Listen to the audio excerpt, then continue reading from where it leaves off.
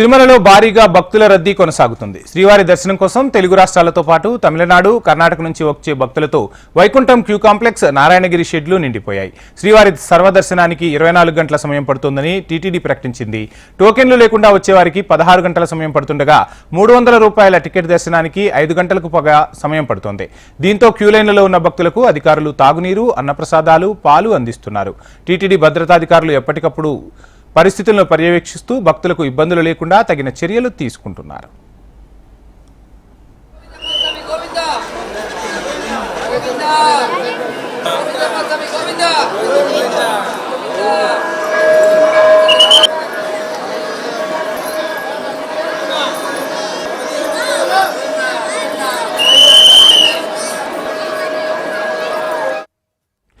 తిరుమలలో భారీగా భక్తుల రద్దీ కొనసాగుతోంది. శ్రీవారి సర్వదర్శనం కోసం తెలుగు రాష్ట్రాలతో పాటు తమిళనాడు, కర్ణాటక నుంచి వచ్చే భక్తులతో వైకుంఠం క్యూ కాంప్లెక్స్, నారాయణగిరి షెడ్లు పూర్తిగా నిండిపోయాయి. శ్రీవారి దర్శనానికి 24 గంటల సమయం పడుతోందని టీటీడీ ప్రకటించింది.